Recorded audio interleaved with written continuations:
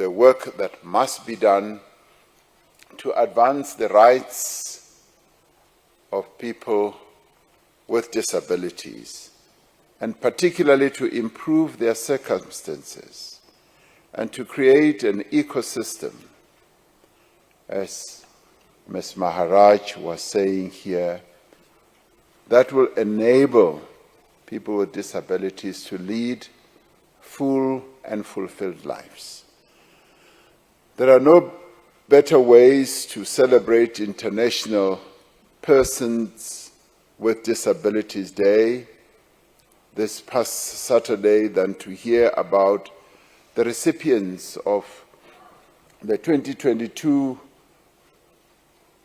recipients of the Henry Vescardi Achievement Awards.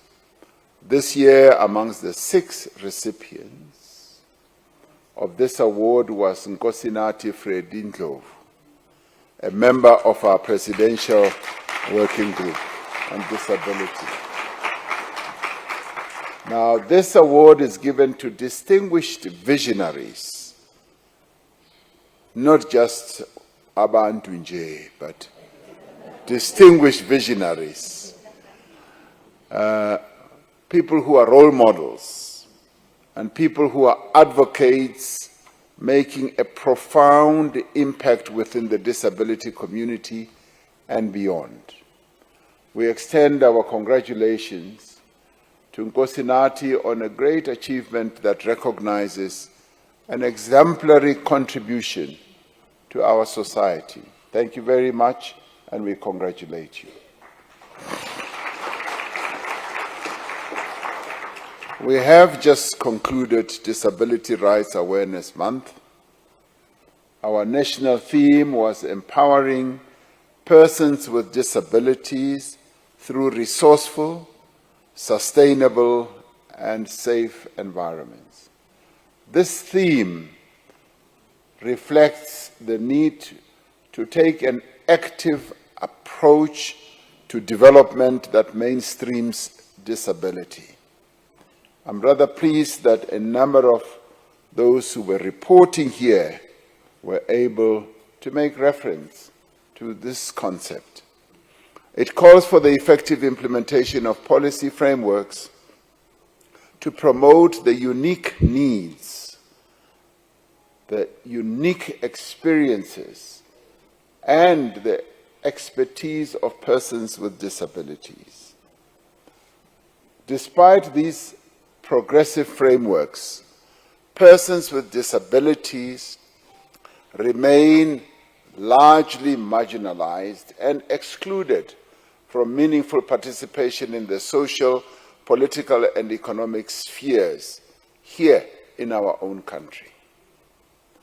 Since the location of responsibility for the rights of persons with disabilities was transferred from the Department of Social Development to the Presidency, there has been important progress to address these challenges and these deficiencies. Areas of focus include advancing communication methods and developing practical technological solutions for persons with disabilities. I say that there has been progress advisedly because when I arrived here, I thought that there would be a lot of anger, angst, and a lot of unhappiness. As I walked in, I found that people are busy with things that progress the plight and situation of persons with disabilities. I want to congratulate you for that, because that, for me, is important.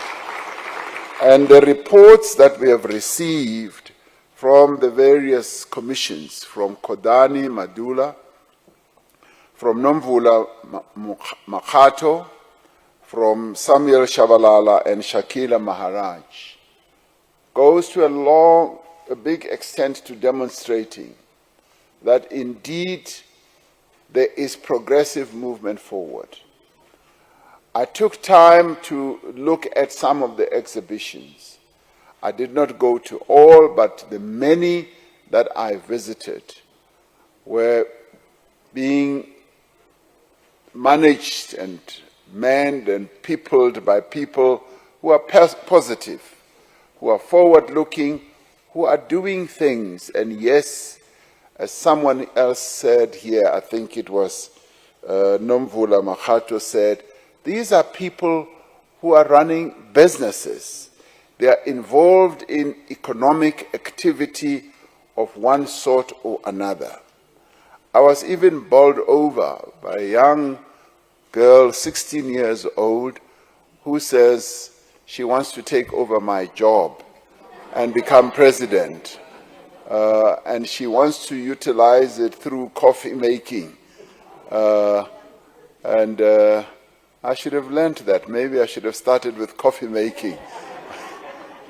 But I was really impressed that a number of people who I met here this morning are very positive, they are forward-looking, and they are looking forward to government in all its iterations, through various government departments, working together with them, achieving great things. But they were also expressing the need for the private sector to cooperate, to open doors of opportunities for people with disabilities. So coming here, much as the summit is delayed, I walk away from here filled with a great deal of hope, particularly because having moved the whole process of enhancing the many issues that affect people with disabilities into the presidency seems to be bearing great fruit.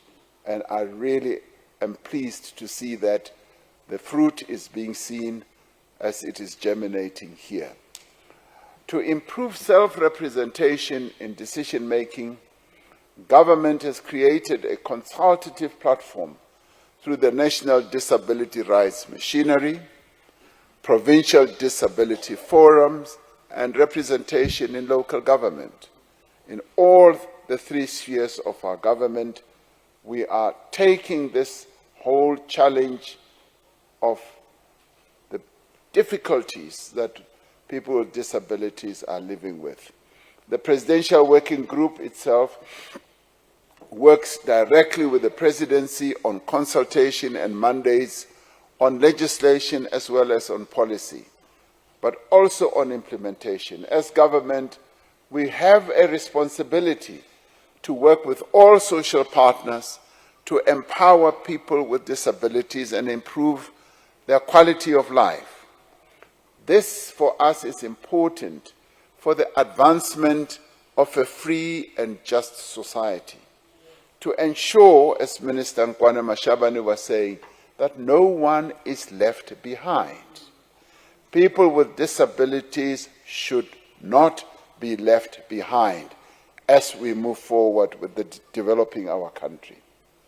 Our Constitution emphasizes that everyone is equal before the law and has equal protection and benefit of the law.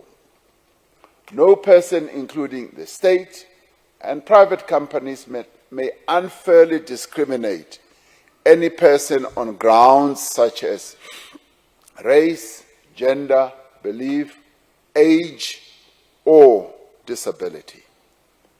At a practical level, this means removing barriers. Yes, Minister Nkwana Mashabane, removing the strictures. Yes, strictures are barriers and barriers are strictures that impede the meaningful participation of persons with disabilities in all areas of public life. It means that we need to address all the areas in which persons with disabilities face discrimination through, for example, increasing job and training opportunities, promoting inclusive education and ensuring access to healthcare services, but as my sister Shakila Maharaj was saying, also to digital technologies. Critical to ensuring we empower and promote the rights of persons with disabilities is to prevent all forms of exploitation, violence, and abuse. This requires a concerted public awareness campaign to tackle prejudice and discrimination as well. That is key and that is important. It also means that our criminal justice system and public authorities and our Chapter 9 institutions need to play a more prominent role to ensure that persons with disabilities are safe, they are secure, and they are above all treated equally and treated with dignity. As we observe 16 days of activism of no violence against women and children, we are reminded that persons with disabilities are particularly vulnerable to gender-based violence. We are reminded that they often do not receive the necessary psychosocial support and access to justice. At the second Presidential Summit on Gender-Based Violence and Femicide, held just last month, there was great awareness of the specific vulnerabilities of persons with disability. It was resolved that priority needs to be given to disability mainstreaming and inclusion in the criminal justice system.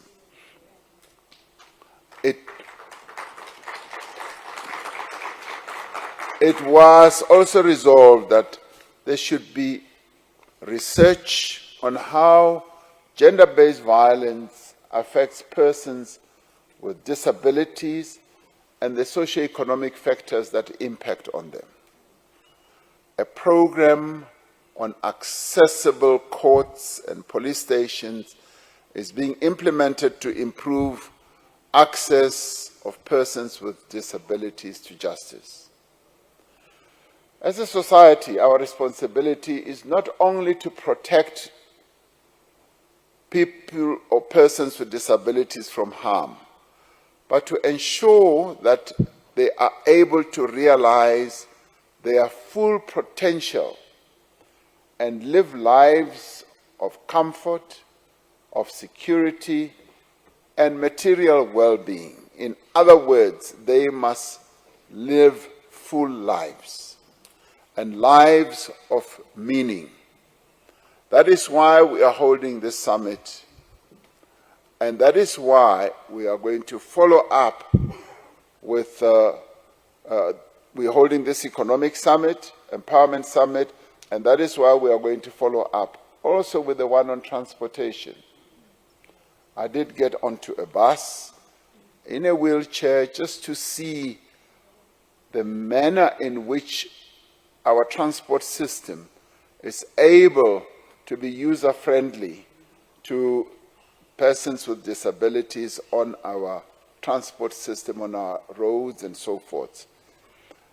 It does appear like we've taken great steps to enhance this, but we still need to spread the information so that persons with disabilities must not feel hamstrung and stay at home and fear that their mobility is going to be a great problem and a challenge. I must say that our BRT system has created or crafted buses that enable people on wheelchairs to be able to get onto wheelchairs. That I give them a big vote of confidence on. Now, so that will be further discussed at the next summit on transportation for people with disabilities. That must happen so that we are able to remove all these strictures and barriers, as I was saying. Now, this summit seeks to advance economic justice and to create opportunities for all people to achieve financial independence and reduce income inequality that still persists. To exercise one's economic rights, one must be able to actively and equally participate in economic activities. One must have access to land, to capital, to infrastructure, and to decent work. This cannot take place in isolation, but must be part of a structural change in the economy that will unlock growth and allow for development. Persons with disabilities must be involved in themselves, participating in conceptualizing, developing, implementing, monitoring economic development policies and programs, which subscribes to nothing about us without us. That is very key and important. Now, all social partners and participants in this summit need to work together to achieve certain outcomes. Now, I've been particularly pleased to see that there are quite a number of government departments that are here, that are collaborating, working together to achieve this very noble objective of ensuring that we do indeed finally get to a point where people with disabilities do have a decent life. Now, these outcomes include the prohibition of discrimination on the basis of disability across the employment value chain, and that persons with disabilities have equal access to just and favorable conditions of work. We need to work together to enable persons with disabilities to access technical and vocational guidance programs, the placement services, and continuing training. The reports that we received here do give great indicators of how we should go about achieving this great purpose. We must promote in an active and deliberate manner employment opportunities and career advancement for persons with disabilities. This requires appropriate policies, which may include, and in my book, must include, affirmative action programs, where there are clear set asides. They must also include incentives as well as other measures.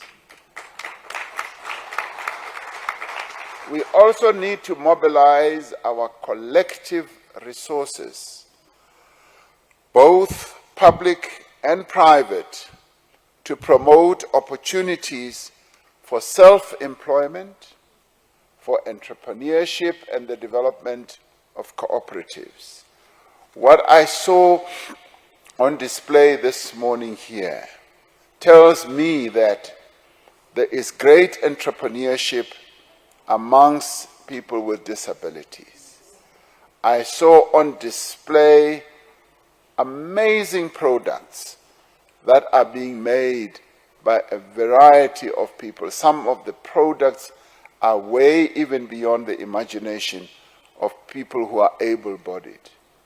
For its part, government has introduced targeted programs on economic empowerment that include a procurement target, yes, of 7% for companies owned and run by persons with disabilities. The conditions for economic empowerment must be created before individuals enter the labor market or look to start their own businesses. And this was articulated to me as I was walking around, that we need to create that environment so that even the companies that many people with disabilities are forming can be properly formalized, properly positioned, but beyond getting into operations, they must also know that can be assisted to have markets. Because it's no use making a product, and it's no use making it as creatively as you may want to. But if you do not have a market, and if we do not create and open channels for people to market their products, the whole effort will fall apart. We need to provide quality, inclusive education, as well as information sharing for people with disabilities and also for children with disabilities. I think it was Ms. Shakila Maharaj who articulated it well and said, what did she say? She said, on information, she said, information is life. And I subscribed to that. This entails improving, strengthening also, ensuring that there is information that is shared so that people become more and more aware of the opportunities. And they also become aware of the risks, because there are a number of risks as well. But people need to be made aware of what the opportunities and the risks are. We should also strengthen issues such as reasonable accommodation support measures for learners in both special and ordinary schools.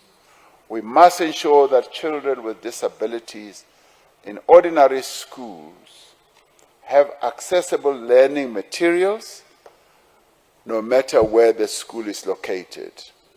Walking around here, I also saw those companies that are owned by people with disabilities that make learning materials and equipment and digitally created materials. The government has developed a process to review the Education White Paper number 6 on inclusive education towards developing full service schools and inclusive methods in mainstream schools. All children, including children with disabilities, need and must receive quality education wherever they are and whatever their circumstances. So there is no way and no chance that children in our country, other children should receive less quality education, like it used to happen under apartheid. So there should be no second-class education. All our children must receive top quality education. So I'd like to say, let us work together to build an inclusive and transformative society where the needs of all are advanced and equal priority and equality becomes the mainstream objective. We should work together to give practical meaning to the principle of nothing about us without us, and we should also say we should leave no one behind. Let us emerge from this summit not only with a clear sense of what needs to be done to empower persons with disabilities for economic and financial inclusion, but also with a renewed determination to make it happen. Implementation must be the order of the day. So the success of this summit will be measured by what we have achieved by the time we all finalize either the full outcomes, the declaration, and we should also look at what we do beyond this summit in the next weeks, in the next months to come, because this, for me, has been a very important milestone. This summit ought to have taken some time ago, but I'm glad that I've had this opportunity to be present as you hold this very important summit. And I think we are now on a roll. We're now going to have the next summit on transportation, and the discussions are going to go on, and I am going to set aside time to meet the Presidential Working Group. They have been saying they want to meet me, and I'm now going to set aside time so that we can sit down and have quality time to discuss, yes, about the implementation of the outcomes of this summit and the next one that you're going to hold, so that government can clearly demonstrate that indeed the rights and the interests of people with disabilities are prominent, and that we are going to treat them with a great deal of seriousness in all the ramifications of what we do. So I'd like to thank you, and for me it's been a real pleasure not only speaking here, but spending time with a number of the exhibitors as they were showing me amazing things that are being done by people with disabilities. Thank you very much for this opportunity.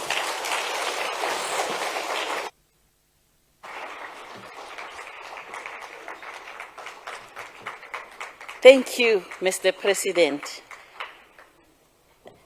I would also like to thank the Chief of Staff, because I also intimidated her also. Always when we want the President, we have to talk to the Chief of Staff and we get the opportunity. She has already indicated that the meeting of the Presidential Working Group with the President